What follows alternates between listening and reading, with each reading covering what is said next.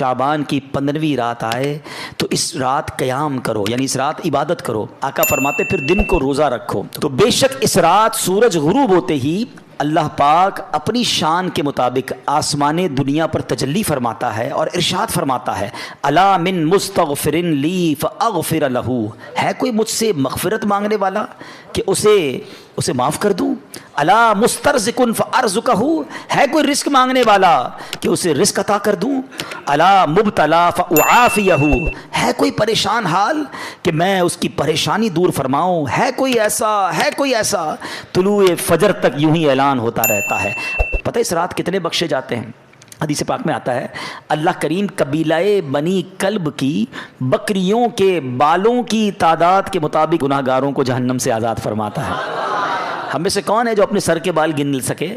We are not able to count our own hair۔ اپنے سر کے بال نہیں گن سکتے، ایک بکری کے بال نہیں گن سکتے۔ قبیلہ بنی کلب کے بارے میں آتا ہے ہزاروں بکریاں پالتا تھا، وہ سب سے بڑا قبیلہ تھا جو سب سے زیادہ بکریاں پالتا تھا۔ اس کا مطلب کروڑ لوگ بخشے جائیں گے، مگر حدیث پاک میں چند بد نصیبوں کا ذکر ہے کہ جو نہیں بخشے جائیں گے۔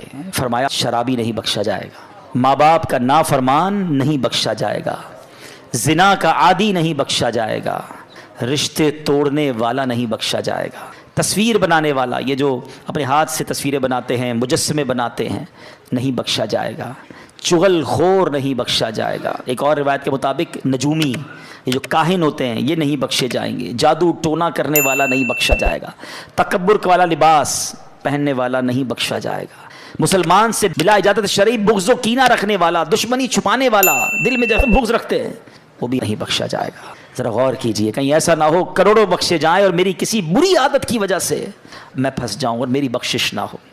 تو اے میرے پیارے اسلامی بھائیوں، اللہ بڑا کریم ہے، وہ توبہ قبول کرنے والا ہے۔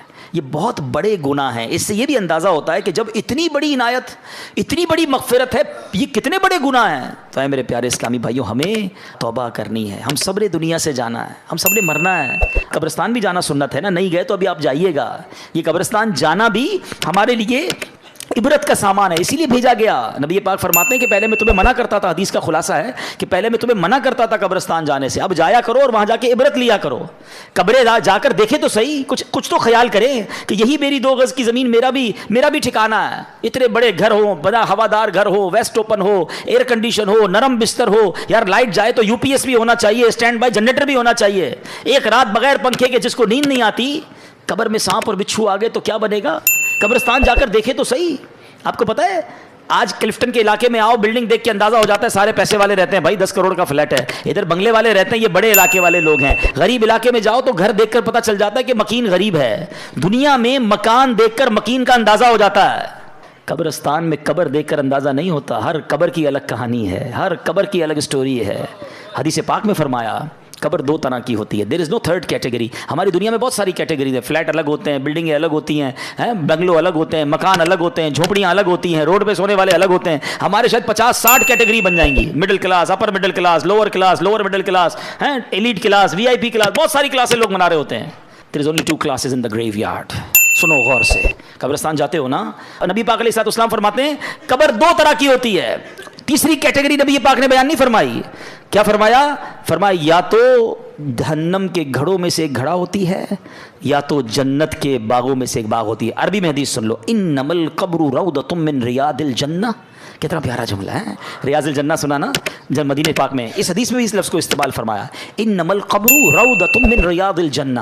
قبر جنت کے باغوں میں سے ایک باغ ہے، یا دیر از سیکنڈ آپشن، فرمایا او حفرۃ من حفر النار، یا جہنم کے گھڑوں میں سے ایک گھڑا۔ ایک سوال کرنا چاہتا ہوں، سچا جواب دینا، مجھے نہیں دینا، اپنے آپ کو دینا ہے۔ میں بھی اپنے آپ سے سوال کرتا ہوں، آپ سب بھی اپنے آپ سے سوال کریں، اور سچا ایمانداری والا جواب۔ آج میری موت ہو جائے، ہو تو سکتی ہے نا، آج تو بلکہ رات بھی وہی ہے جس میں لکھا جائے گا کہ اس رات کس نے جانا ہے۔ پتہ ہے ملک الموت کو ایک صحیفہ دے دیا جائے گا کہ اس رات اس بندے کی روح قبض کرنی ہے، مقام، time, every thing is decided. ہمیں نہیں پتہ، ہو سکتا ہے آج رات آخری ہو، کل آخری ہو، چلے آج میرا انتقال ہو گیا۔ سچا جواب دینا، گھمانا پھرا، اللہ کی بارگاہ میں کوئی کسی کو گھما پھرا نہیں سکتا، ہم اپنے آپ کو گھما سکتے ہیں، ادھر نہیں، وہاں تو بات ساری کلیئر ہے نا، دودھ کا دودھ، پانی کا پانی ہے۔ سوال یہ کہ اگر آج مر گیا، قبر میں گیا، جیسی زندگی گزاری ہے، قبر جنت کا باغ بنے گی یا دوزخ کا گھڑا بنے گی؟ اپنے آپ سے پوچھ لو۔ اگر تو دل سے جواب آ رہا ہے کہ ہاں یار نماز پابندی سے ہیں، گناہ کی عادت نہیں ہے، تلاوت قرآن بھی ہے، میری آنکھیں بھی گناہ نہیں کرتی ہیں، میں کسی کو دکھ بھی نہیں دیتا ہوں، حرام روزی بھی نہیں کماتا ہوں، بے حیائی بھی نہیں کرتا ہوں، ماں باپ بھی میرے راضی ہیں، اللہ کرے ایسا کوئی اللہ کا ولی یہاں بیٹھا ہو جس کے دل سے سچی آواز آ جائے کہ جناب اپنا تو بیڑا پار ہے۔ باقی ہم جیسے گناہ گاروں کو تو ڈر ہی لگتا ہے کہ یار گناہ ہی زیادہ ہیں، نیکیاں اول تو کی تھوڑی ہیں، اور جو کی ہیں اس کا پتہ بھی نہیں قبول بھی ہوئی کہ نہیں، کیونکہ بہت سارے اس میں بھی پرابلم ہے، ریاکاری الگ ہے، دکھلاوا الگ ہے، بناوٹیں الگ ہیں، پتہ نہیں کتنے اس میں دنیا کے مقاصد ہماری نیکیوں میں شامل ہوتے ہیں۔ تو آپ مجھے بتاؤ پھر تیاری کب کریں گے؟ دو ہی کیٹیگریز ہیں نا، یا تو جنت کا باغ ہے یا دوزخ کا گھڑا، تو جنت کا باغ بنانے کی تیاری کب کرنی ہے ہم نے؟ ہمیں نہیں پتا اب کتنے دن رہ گئے ہیں۔ پچھلی شب برات میں کئی لوگ ہمارے ساتھ تھے مگر آج وہ ہمارے ساتھ نہیں ہیں۔ ہو سکتا ہے اگلی شب برات مسجد میں اجتماع تو ہوگا مگر ہم نہ ہوں۔ باتیں کریں لوگ، یار پچھلی بار تو آیا تھا اگر اس بار نہیں ہے، کہاں ہے؟ قبر میں ہے۔ کیا کریں گے قبر میں؟ قبرستان جاتے ہیں نا، ایک اور چیز دیکھا کریں، کبھی قبر میں تجوری دیکھی ہے؟ کوئی کفن میں جیب دیکھا ہو؟ نہ تجوری ہے نہ جیب ہے۔ جس مال کو جمع کرنے کے لیے دن رات ایک کر دیا وہ تو جانا ہی نہیں قبر میں، تو جو قبر میں جائے گا وہ کیا جائے گا؟ یہ سمجھنا ضروری ہے۔ آپ کو پتہ ہے جب میرا اور آپ کا انتقال ہوگا نا، روایتوں میں آتا ہے مرنے کے بعد رشتہ دار کہتے ہیں میت نے پیچھے کیا چھوڑا ہے، پتہ ہے فرشتے کیا کہتے ہیں؟ میت نے آگے کیا بھیجا ہے۔ ایکچوئل وہی ہے جو اعمال ہم آگے بھیجیں گے، مگر فکر ہی کسی کو نہیں ہے۔ شب برات تو ریئلائز کر لو کہ اعمال جمع کرنے، مال ٹھیک ہے اتنا جمع کر لو جتنی دنیا گزر جائے گی، مگر یہ مال ادھر ہی رہ جائے گا۔ اور پھر کیسے موت اور عذاب کیسے آتا ہے، میں آپ کو ایک واقعہ سناتا ہوں۔ ایک شخص تھا، بادشاہ تھا، بڑا عجیب اس نے وصیت کی اپنے بیٹوں سے، میں مر جاؤں نا تو مجھے دفن نہ کرنا، مجھے ایک لوہے کا صندوق بنانا، لوہے کے، میرا جو تابوت ہے وہ لوہے کا بنانا، اس تابوت کو ایک لوہے کے صندوق میں ڈال دینا اور اس کو چھت کے ساتھ لٹکا دینا، دفن نہیں کرنا۔ بچوں نے کہا یہ کیسی وصیت کر رہے ہیں آپ بادشاہ سلامت؟ کہتا ہے میں یہ وصیت اس لیے کر رہا ہوں کہ میں قبر میں جاؤں ہی نا، جب قبر میں جاؤں گا نہیں تو عذاب بھی نہیں ہوگا۔ اس کی اپنی منطق تھی۔ تو مرا تو بچوں نے اسی وصیت پر عمل کیا، لوہے کا تابوت بنایا، اس کو تالا لگایا، اس کو لوہے کے صندوق میں ڈالا، اس کو بھی تالا لگایا، پھر زنجیر سے اس کو لٹکا دیا چھت کے ساتھ۔ تو کہتے ہیں جب یہ سب ہو گیا تو ابھی کمرہ بند کیا، رات ہوئی تو کمرے سے آوازیں آنے لگیں، سب پریشان کہ تابوت بھی بند، اس پر بھی تالا، صندوق پر بھی تالا، وہ تو لٹکا ہوا پر لیکن اوپر سے بڑی خوفناک آوازیں آ رہی۔ ڈرتے ڈرتے صندوق کھولا، تابوت کھولا تو دیکھ کر حیران رہ گئے کہ اس تابوت میں اس بادشاہ کی لاش کے اوپر ایک سانپ بیٹھا ہوا ہے، اس کے چہرے کو کاٹ رہا ہے، کوئی جگہ نہیں تھی، کوئی سوراخ نہیں تھا، وہ کیسے پہنچا اندر؟ سب حیران۔ اب جناب بڑی مشکل سے سانپ کو نکالا، اس کو مارا، پھر صندوق کو بند کیا، پھر لٹکا دیا، جیسے تیسے کر کے رات گزر گئی۔ اگلی رات پھر کمرے سے آوازیں آنے لگیں، پھر جا کے جب صندوق کھولا، تابوت کھولا تو اس سے بڑا سانپ اس کے صندوق میں موجود تھا جو اس کو کاٹ رہا تھا۔ اللہ اکبر۔ پھر اس سانپ کو باہر نکالا، سانپ کو مارا، پھر تالا لگایا، پھر لٹکا دیا۔ اگلی رات پھر آوازیں، جب دیکھا تو پتہ چلا کہ اب تو اندر آگ بھڑک رہی ہے۔ اب بچوں کو سمجھ آ گئی کہ ہم کچھ بھی کر لیں یہ عذاب ہی ہے، اس سے چھٹکارا نہیں ہے۔ وہ بادشاہ کی لاش کو نکالا اور قبر میں دفنا دیا۔ اے میرے پیارے اسلامی بھائیوں، یہ سمجھنی ہے بات۔ ہو رہی ہے عمر بسلے برف کم، چپ کے رفتہ رفتہ دم بدم۔ برف والے کو بیچتے ہوئے دیکھا ہے؟ برف جس کے ہاتھ میں ہو اس کو بڑی ٹینشن ہوتی ہے۔ ایک بزرگ کہتے ہیں میں نے زندگی کا راز ایک برف والے سے سیکھا۔ ایک برف والا تھا، اب تو برف کم بکتی ہے مگر پہلے، آج سے کچھ سال پہلے تو بڑی بکتی تھی، رمضانوں میں اب بھی بکتی ہوگی۔ تو وہ کیا کہتا ہے؟ اے وہ لوگوں اس پر رحم کرو جس کا سرمایہ پگھل رہا ہے، جلدی خرید لو ورنہ کیا ہوگا؟ پگھل جائے گا۔ کہتے میں نے جملہ سنا مجھے بات سمجھ آ گئی کہ میری زندگی بھی تو یہی ہے نا، ہم سب کی زندگی میں کوئی ایک برف کی ہمیں سب کو ایک بلاک دے دیا گیا، برف پگھل رہی ہے، کبھی بھی ختم ہو جائے گی، کسی کی کل ختم ہونی ہے، کسی کی مہینے میں ختم ہو جائے گی۔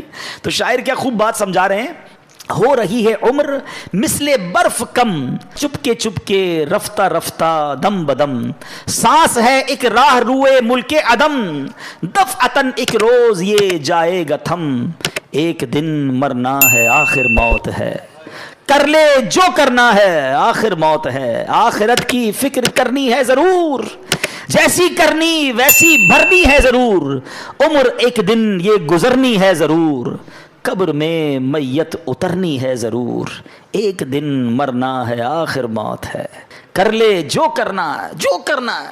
ہاں لوگ کہتے ہیں میرا کوئی کچھ نہیں بگاڑ سکتا، ارے یہ تو زندگی موج کرنے کے لیے ملی ہے، میں تو ابھی بہت سارے پلان ہیں، میرے بڑے ارادے ہیں۔ شاعر کہتا ہے کر لے جو کرنا ہے آخر موت ہے، مرنا پڑے گا، اور مرنے کے بعد اپنی کرنی کا پھل بھگتنا پڑے گا. یہ جو عالم برزخ ہے نا ہمیں نظر نہیں آتا. آپ کہتے ہیں ہم تو قبرستان جاتے ہیں کوئی چیخو پکار تو آتی نہیں, عذاب کی آواز. یہ اللہ کے راز ہوتے ہیں, اللہ کسی کسی کو دکھا دیتا ہے. قرآن کیا کہتا ہے, وَمِن وَرَائِهِمْ بَرْزَخٌ إِلَىٰ يَوْمِ يُبْعَثُونَ, اور ان کے آگے ایک رکاوٹ ہے اس دن تک جس دن وہ اٹھائے جائیں گے. اب یہ موت سے قیامت تک کا جو عرصہ ہے نا, جب ہم مریں گے نا اور قیامت تک, یہ مٹی کے نیچے گزرا تو وہ قبر ہے. کسی کو شیر نے کھا لیا تو اس شیر کا پیٹ جو ہے نا وہ اس کے لیے قبر ہوگی. کوئی سمندر میں ڈوب گیا تو وہی قبر سمجھی جائے گی. تھوڑے دنوں پرانی بات ہے نا, $2.5 لاکھ دے کر گئے تھے نا سمندر کے اندر. ہیں کتنے پیسے خرچ کیے؟ کروڑوں روپے. ہزاروں فٹ نیچے گئے کیونکہ وہاں موت لکھی تھی. یعنی کروڑوں روپے خرچ کر کے اس جگہ پہنچے کہ جہاں موت لکھی ہوتی ہے. انسان پہنچتا ہے وہاں پر. ہاں ہمارا وقت بھی ڈیسائیڈڈ ہے, ہماری جگہ بھی ڈیسائیڈڈ ہے. ایک بار حضرت سلیمان علیہ السلام کا واقعہ ہے کہ آپ کے ساتھ ایک آپ کا ساتھی بیٹھا تھا, ملک الموت آئے. حضرت سلیمان کی ہواؤں پر بھی حکومت تھی, آپ کے چرند و پرند پر بھی حکومت تھی. تو ملک الموت آئے اور اس بندے کو بڑا گھور کے دیکھ رہے تھے. ملک الموت تو چلے گئے تو حضرت سلیمان نے کہا کہ پتہ یہ کون تھے؟ کہ کون تھے؟ کہ ملک الموت تھے. کہ لگتا ہے حضرت میری روح قبض کرنے آئے تھے, آپ کی تو ہواؤں پہ حکومت ہے, آپ جلدی سے ہوا کو حکم دیں مجھے یہاں سے اٹھا کر ہند میں لے جائے. تو آپ نے دعا کر دی, وہ بندے کو ہوا اڑا کے لے گئی. تھوڑے دنوں بعد ملک الموت پھر آئے.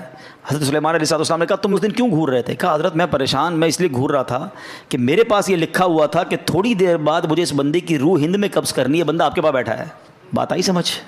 دعا کر کے وہاں پہنچایا گیا اور وہاں روح قبض کی گئی. وہ جملہ سنتے ہو نا, پہنچی وہیں پہ خاک جہاں کا خمیر تھا. ہم وہاں پہنچیں گے.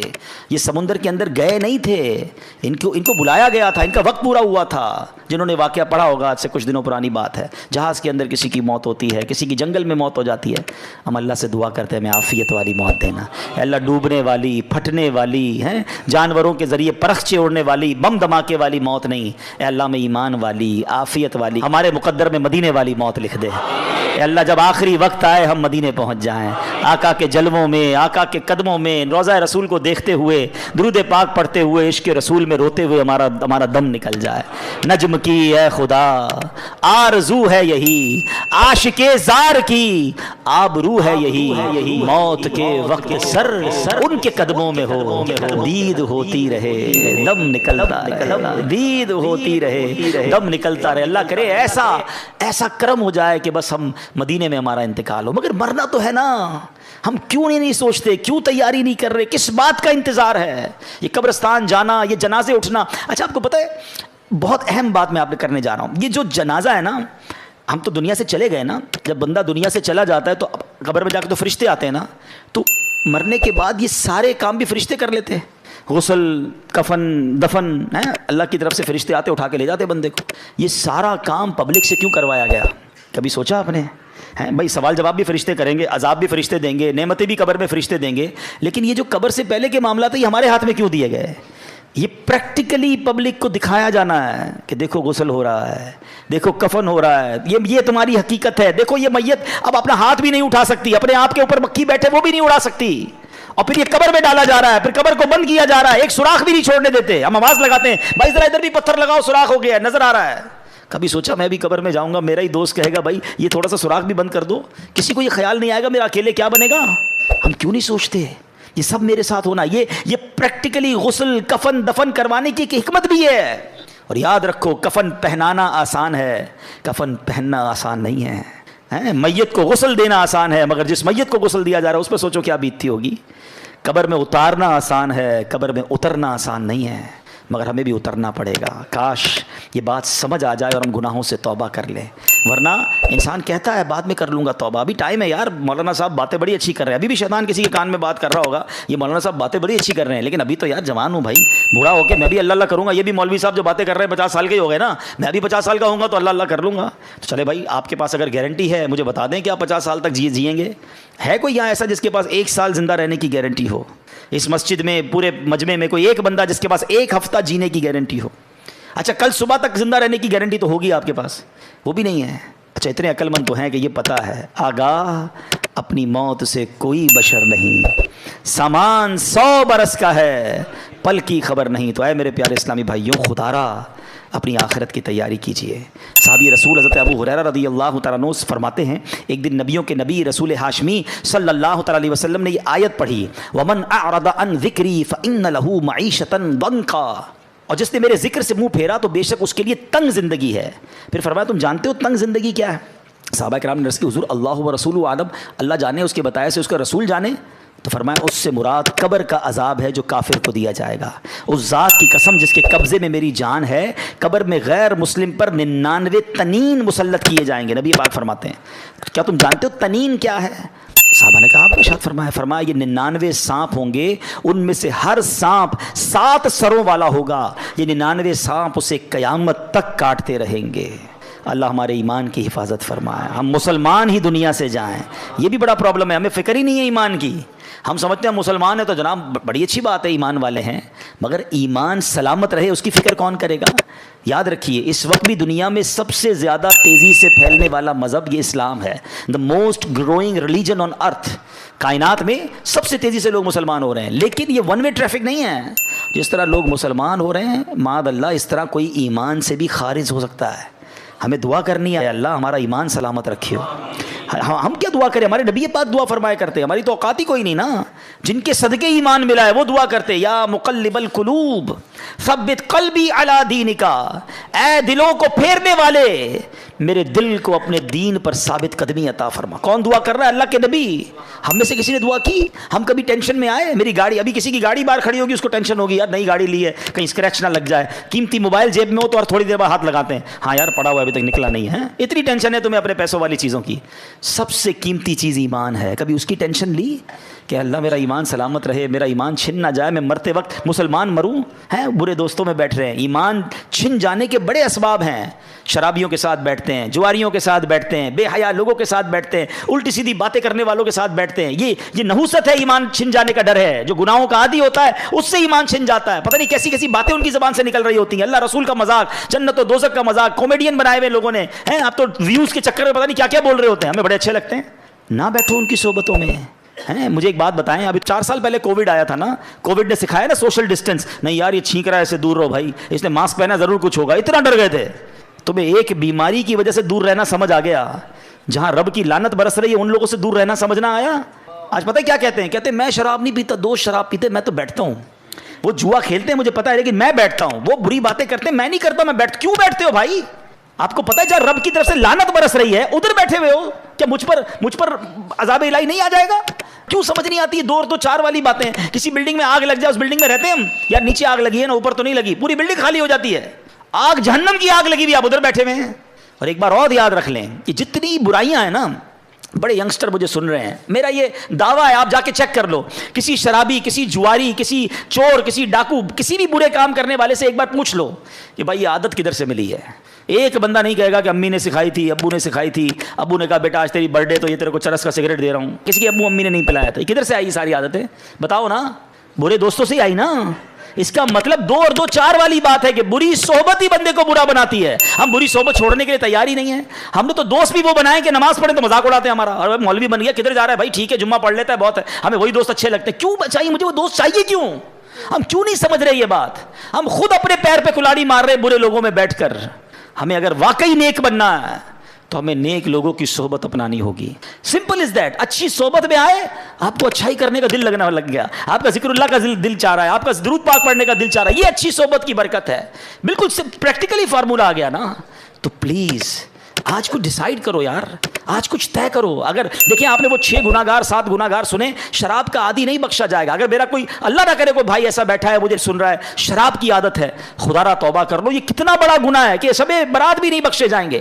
لیکن اگر شرابی نہیں بیٹھا نا کوئی یہاں پر، شرابی کا دوست بیٹھا ہوگا، ایسی پارٹیوں میں جانے والا تو ضرور بیٹھا ہوگا. میں کیا کروں، دوست پیتے ہیں کیا کریں. شادیوں آج کل سنا شادیوں میں کولڈ ڈرنک کی طرح شراب پی جاتی ہے. پھر اچھا صرف شراب نہیں، طرح طرح کے نشے چل رہے ہیں، ڈرگس چل رہے ہیں. میں نہیں کرتا، دوست کرتے. نہ جائیں، آپ پھر مبتلا ہو جائیں گے. نہیں بھی مبتلا ہوں گے تو ان پر تو لعنت برس رہی ہے. دیکھیں نا یہ کتنے بڑے مجرم ہیں کہ شب برات نہیں بخشے جائیں گے. پھر زنا کا عادی نہیں بخشا جائے گا. کتنا عام ہو گیا یہ بدکاری، اتنا آسان ہو گیا معاذ اللہ. اچھا لوگ کہتے ہیں پاکستان میں ذرا جاننے والے فلاں ملک چلتے ہیں، فلاں ملک چلتے ہیں. کیوں جاتے ہیں بیرون ملک؟ لیکن آپ سوچئے آپ اکیلے کسی ملک چلے بھی گئے، آپ نے اپنی پسند کا گناہ کر بھی لیا، رب تو دیکھ رہا ہے نا، اس کو کیا جواب دو گے؟ اور یہ کتنا بڑا گناہ ہے کہ آج زنا کا عادی نہیں بخشا جائے گا. خدا را توبہ کر لیں. یہ پہلے آنکھ بہکتی ہے، یاد رکھیے گا. یہ جو موبائل فون ہمارے ہاتھ میں ہے نا، یہ جنت میں بھی لے جا سکتا ہے، یہ جہنم میں بھی لے جا سکتا ہے. اسی موبائل فون سے وہ کچھ دیکھ رہے ہیں کہ پہلے آنکھ بہکتی ہے، پھر دل بہکتا ہے، پھر شرمگاہ بہکتی ہے. توبہ کریں. ایسی بے حیا دوستوں میں، بے حیا لڑکیوں سے دوستیاں، ان سے فون پہ بات چیت ساری رات. کیا کر رہے ہیں بھائی؟ کیوں اپنی زندگی کو برباد کر رہے ہیں؟ اللہ کو کیا جواب؟ سب بخشے جائیں گے، کہیں ہم نہ رہ جائیں ان چیزوں سے. اچھا یہ پتہ کیوں؟ کیونکہ صحبت ہی وہی ہے نا. ہم بیٹھتے ہی ادھر گرل فرینڈ بوائے فرینڈ کی باتیں ہوتی ہیں، جدھر ذکر ہی یہ ہو رہا ہوتا ہے. مجھے ایک بات بتائیں، رائٹ ناؤ کسی کے ذہن میں اس طرح کی بے حیائی کا خیال آ رہا ہے؟ کیوں نہیں آ رہا؟ آپ اچھی صحبت میں بیٹھے ہیں. دس از دا فارمولا. اگر آپ چاہتے ہیں، ہم کہتے ہیں یار میں کیسے بچوں گناہوں سے، actually this is the formula کہ آپ اپنی صحبتیں اچھی کر لیں. اچھے لوگوں میں بیٹھیں گے تو خوف خدا دل میں آئے گا، گناہ سے دور ہونے کا جی چاہے گا. پھر کون سا گناہ گار نہیں بخشا جائے گا؟ ماں باپ کا نافرمان. یہ کتنی بڑھ گیا یہ پرابلم. کتنا ماں باپ کے سامنے زبان چلاتے ہیں آج کا نوجوان ہیں، ماں باپ کو ڈانٹتے ہیں. وہ دن دور ہو گئے کہ ماں باپ بچوں کو ڈانٹیں. بچے شاؤٹ کر رہے ہیں ماں باپ پر، بلکہ یہ حال ہو گیا کہ ماں باپ ڈر رہے ہیں، اپنے بچوں سے بات کرنے میں ڈر رہے ہیں کہ یار بچے کو سمجھاؤں گا تو مجھ سے لڑے گا، بیٹی کو سمجھاؤں گی تو ماں کہتی بیٹی مجھ پہ چیخے گی. تف ہے اس اولاد پر کہ جس سے ماں باپ ڈر رہے ہیں. یاد رکھو حدیث پاک میں آتا ہے، جس سے اس کے ماں باپ راضی اس سے اس کا رب راضی. جس سے اس کے ماں باپ ناراض اس سے اس کا رب ناراض. تم سے ساری دنیا راضی ہے، میرے دوست راضی، میرے رشتہ دار، میرے سارے جناب محلے والے راضی، اور ماں باپ ناراض بیٹھے ہیں. برباد ہو جاؤ گے، مارے جاؤ گے. دیکھیں نا کتنا بڑا گناہ ہے کہ شب برات سب بخشے جائیں گے، ماں باپ کا نافرمان نہیں بخشا جائے گا.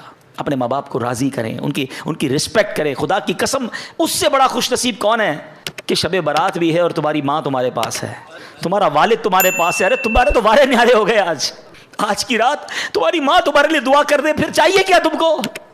آج کی رات تمہارا باپ تمہارے پاس ہے، جاؤ نا اس سے دعا کرواؤ. پوچھو ان سے جن کے چلے گئے ماں باپ، قبرستان جانا پڑتا ہے ان سے بات کرنے کے لیے. یاد رکھنا میرے بھائیوں، میرے بچوں، جن کے ماں باپ ہیں نا، جب چلے جائیں گے نا پھر تمہیں پتا چلے گا یہ کیا ہستیاں ہیں. دو موقع پر تو ماں باپ بڑے یاد آتے ہیں.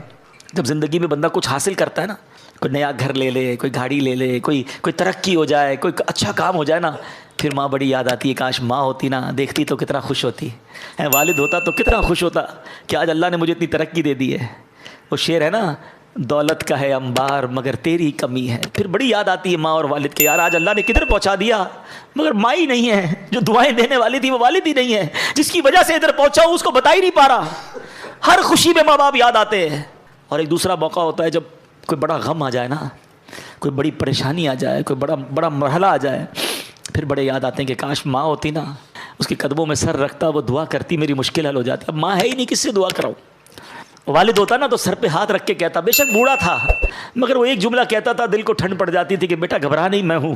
مگر اب نہ وہ سر پہ سایہ ہے، نہ وہ دعاؤں کا دروازہ ہے. اور آج ہے تمہارے پاس تو قدر نہیں کرتے ہو، ان کے پاس بیٹھتے نہیں ہو. ماں کہتی بیٹا ٹائم دو، ماں ٹائم نہیں ہے میرے پاس، اب وہ میرے پاس ٹائم نہیں، میں جا رہا ہوں دوستوں میں. وہ کام کہتے ہیں، منع کر دیتے ہو ان کو. ماں باپ کی نافرمانی نہ کرنا، دنیا میں بھی برباد ہو جاؤ گے، آخرت میں بھی برباد. اب سوچے نا کتنا بڑا گناہ ہے کہ شب برات ماں باپ کا نافرمان نہیں. اچھا صرف شب برات نہیں، شب قدر کی فضیلت جب آپ سنو گے، یہ کچھ گناہ تو ایسے ہیں، یہ وہ لسٹ ہے جو ہر بڑی رات میں آپ سنتے ہو کہ فلاں سب بخشے جائیں گے، یہ نہیں بخشے جائیں گے. ہر لسٹ میں آپ کو ماں باپ کا نافرمان ملے گا. اتنا بڑا گناہ ہے، لیکن ماں باپ کو راضی نہیں کرتے. خدا را ایسا نہ کرو. چلے جاؤ ان کے پاس، ان کے پیر چومو، ان کے ہاتھ چومو، ان سے معافی مانگو، ان کو کہو کہ مجھے معاف کر دو، مجھ سے راضی رہنا. آپ ذرا سوچو یہ کتنی کمال کی ہستیاں ہیں. حدیث پاک میں آتا ہے جو اپنے ماں باپ کو محبت کی نگاہ سے دیکھے، صرف دیکھے، ذرا سننا حدیث کو، محبت کی نگاہ سے دیکھے، اللہ حج مقبول کا ثواب عطا فرماتا. صحابی نے عرض کی حضور وَإِن نَظَرَ كُلَّ يَوْمٍ مِئَةَ مَرَّةٍ، حضور کوئی 100 بار دیکھے.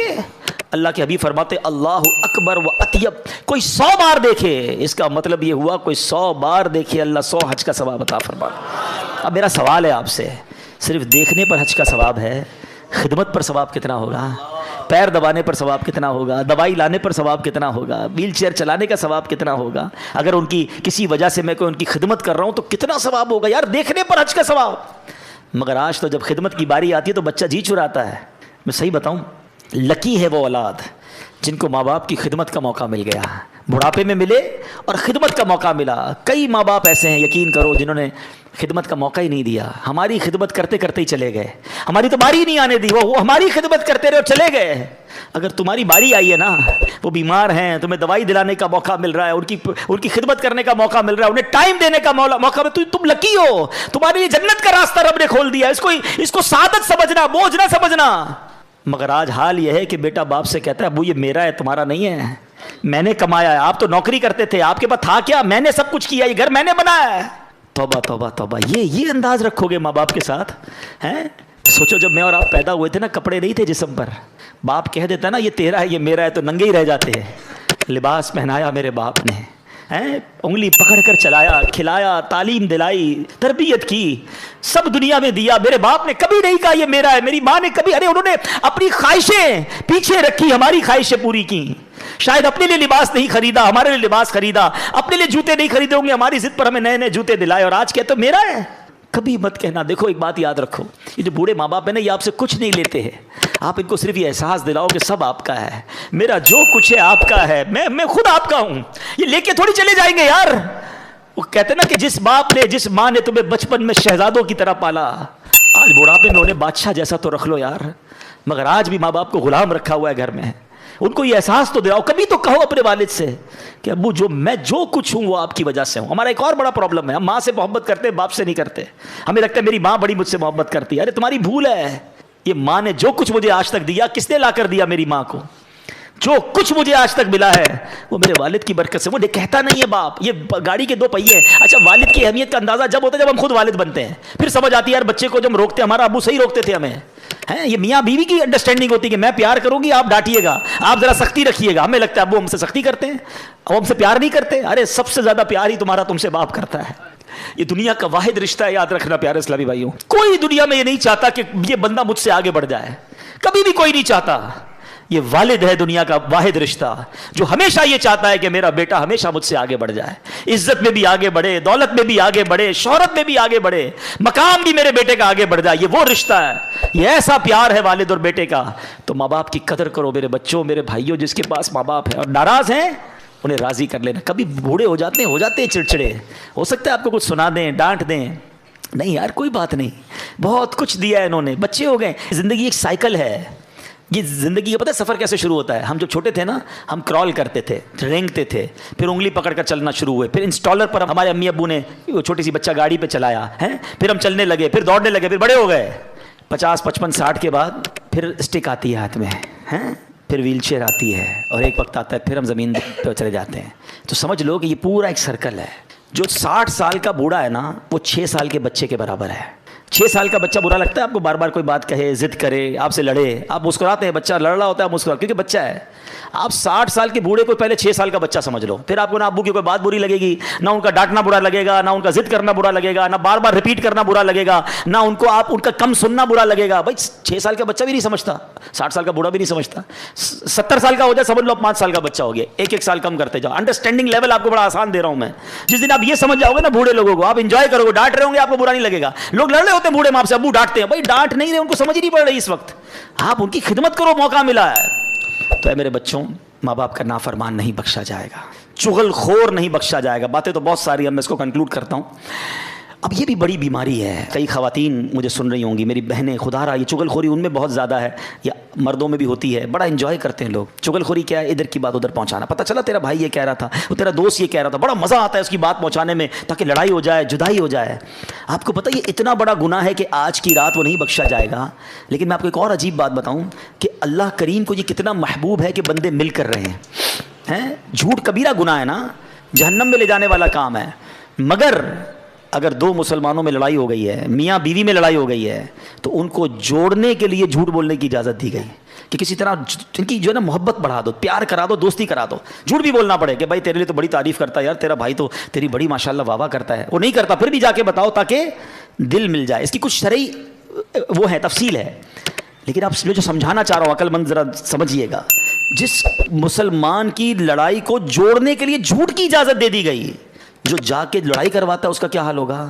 وہ اللہ کی بارگاہ میں کتنا ناپسند ہے۔ اچھا جھوٹ بول کے لڑائی کراتے ہیں، جھوٹ بول کے دوستی کرانے کی بجائے جھوٹ بول کے لڑائی کرواتے ہیں، گھر ٹڑوا دیتے ہیں، برباد ہو جائیں گے وہ لوگ جو چغل خوری کرتے ہیں۔ آپ کو اگر مثال کے طور پہ کسی نے کسی کی برائی کری دی تو آپ پر کب واجب ہے اس کو جا کے بتائیں کہ بھائی فلاں نے یہ بتایا تھا؟ نہیں، ہم تو فوراً کہتے ہیں اب مزہ آئے گا، بتاؤں گا، لڑائی کرواؤں گا۔ توبہ توبہ توبہ نہ کریں، مسلمانوں میں جوڑ پیدا کریں، پیار پیدا کریں۔ تو ہمیں توڑنے کے لیے نہیں آئے، ہم جوڑنے کے لیے آئے ہیں۔ थोड़ी सी ज़िंदगी है यार, मोहब्बत प्यार से जिए। और आप भी छोटी छोटी बातें, आखिरी में बता दूं कि रिश्तेदारी काटने वाला, ये भी आज की रात नहीं बख्शा जाएगा। फला चाचा के घर नहीं जाएंगे, फला मामू के घर नहीं जाएंगे, फला भाई से बात नहीं, क्यों नहीं भाई, छोटी सी बात पर आपने लड़ाई की हुई है, आज माफ़ी मांग ले, तौबा कर ले, उससे दोस्ती कर ले और रिश्तेदारियाँ ना काटें। तो बहरहाल मेरे प्यारे इस्लामी भाइयों, बातें तो बहुत सारी हैं करने वाली, मगर अर्ज़ यही करना है, ये रात बड़ी मुबारक रात है। गुनाहों से तौबा करें, ज़िंदगी में बदलाव लाएं, अच्छी सोहबतें अपनाएं, बुरी सोहबतों से अब अल्लाह से वादा करें कि अब जो लाइफ है ना वो मैं अच्छी गुजारूंगा। अल्लाह मुझे महरूम मत कर देना, तू करोड़ों को बख्शेगा। अल्लाह मैं रह ना जाऊं, मैं भी तेरा बंदा हूं, मैं मानता हूं गुनाहगार हूं, मानता हूं खताकार हूं, मैं उन मुजरिमों की लिस्ट में भी हूं, मगर तू तो करीम है मालिक। मैं वादा ज़रूर करता हूं कि अब कोशिश करूंगा कि अब वो गुनाह नहीं करूंगा। मेरे अल्लाह आज मेरी बख्शिश फरमा दे। अल्लाह से दोस्ती कर लो, आ जाओ। और दावत इस्लामी का माहौल है जो हमें गुनाहों से बचाकर आखिरत की याद दिलाता है। इस माहौल से वाबस्ता रहें। हर जुमेरात को इस तरह के बयान होते हैं, ज़िक्र होते हैं, दुआ होती है, मगरिब से इशा बयान होता है। अब इसमें आया करें। हम तो बड़े लकी हैं, हमारे पास मदनी चैनल मौजूद है। जब मौका मिले घर पे मदनी चैनल देखें, ऐसे बयानात सुने, अपने घर वालों के साथ बैठ कर सुने, इंशाल्लाह सबके दिलों पर असर होगा। जो घर की ख़वातीन हैं उनको इस्लामी बहनों के इज्तिमा में भेजें। दावत इस्लामी का तो पूरा सिस्टम है ना, आप उसका साथ दें। और आखिरी अर्ज़ ये है कि शब बारात माशाल्लाह जो है वो मरहूमीन को इसाले सवाब करने की भी रात है। इस रात मरहूमीन की जो रूहें होती हैं, हमारे जो रिश्तेदार चले गए दुनिया से, वो एक्सपेक्ट करते हैं कि हमें इसाले सवाब मिलेगा, तो उनको खूब इसाले सवाब भी करें। अल्लाह पाक अमल करने की तौफीक अता फरमाए। आमीन। बिजा